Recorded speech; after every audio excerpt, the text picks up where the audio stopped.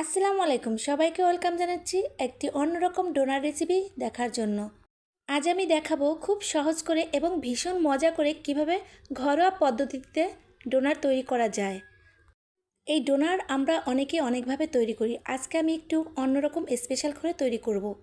ঘরে থাকা কিছু উপকরণ দিয়ে আমি এটি সহজভাবে তৈরি করব। এর জন্য আমি আটা নিয়েছি, চিনি নিয়েছি আর লবণ। প্রথমে আমি এগুলো বড় একটা বলে নিয়ে নেব। প্রথমে আটা, তারপরে চিনিটা আপনার পরিমাণ মতো দেবেন, যে যেরকম মিষ্টি খান কম বেশি করে দিতে পারেন, কোনো সমস্যা নেই।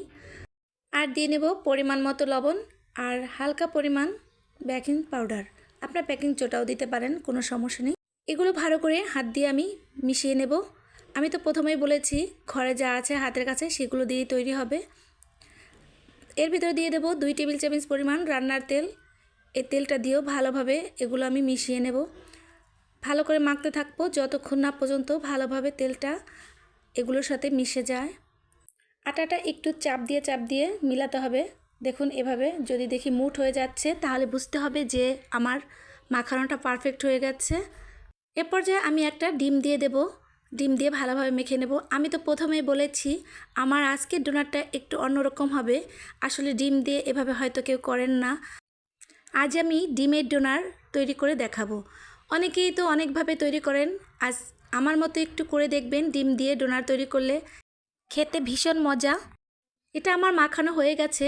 এখন আমি হালকা একটু তেল দিয়ে উপর দিয়ে মেখে ঢেকে রাখবো 10 মিনিট, যাতে আটাটা সম্পূর্ণ ভিতর থেকে নরম হয়ে আসে।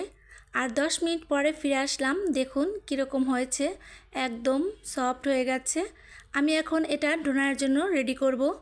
যেই জায়গাটা আমি ডোনারটা তৈরি করব সেখানে একটু তেল মেখে নিলাম। আর একটা ডোনার তৈরির জন্য কতটুকু পরিমাণ নিয়েছি দেখে অবশ্যই বুঝতে পেরেছেন। আমি এটা এখন হাত দিয়ে ভালোভাবে এরকম গোল গোল করে নেব, চাপ দিয়ে চারপাশে রাউন্ড করে নেব। যতটা সম্ভব আমি চারপাশে এরকম গোল গোল করে নেব। দেখুন কিভাবে করছি। আর মাঝখানটা এরকম আঙ্গুল দিয়েই ডোনারের মতো ফাঁকা করে নেব মাঝখানটায়, দেখুন এভাবেই। এরপরে আমি তেলের ভিতরে দিয়ে দেব আস্তে করে, যাতে ভেঙে না যায়, সাবধান। আগুনের আঁচটা মিডিয়াম থাকবে, বেশি বাড়ানো থাকলে এটার কালারও নষ্ট হয়ে যাবে আর ভাজাটাও ভালো হবে না। আসলে আমরা অনেক সময় ডোনার তৈরি করি, কত কিছুর প্রয়োজন হয়, এই নাও সেই নাও, এটা করো সেটা করো। আসলে বাচ্চারা যখন একটা জিনিস খেতে চায় তখন এত আয়োজন করার সময় থাকে না। ছটপট যা থাকে তাই দিয়েই তৈরি করে নিতে হয় বাচ্চাদের চাহিদা অনুযায়ী। তো এভাবে সবগুলো আমি ভেজে নিলাম। দেখুন কতটা পারফেক্ট হয়েছে, ভিতরটাও কত সুন্দর, একদম খেতেও অনেক অনেক বেশি মজা। তো এটাই আমার কাছে সবচেয়ে সেরা ডোনার তৈরি মনে হয়। আর আপনাদের কাছে কীরকম লেগেছে অবশ্যই কমেন্ট করে জানাবেন। আর যারা যারা আমার এই ভিডিওটি দেখছেন অবশ্যই একটি লাইক করে দেবেন। প্রিয় বন্ধুরা, আপনাদের উপর আমার বিশ্বাস, অবশ্যই আমার চ্যানেলটিকে সাবস্ক্রাইব করে দিয়ে আমার পাশে থাকবেন। সবাই ভালো থাকবেন, 5 ওয়াক্ত নামাজ পড়বেন। আল্লাহ হাফেজ।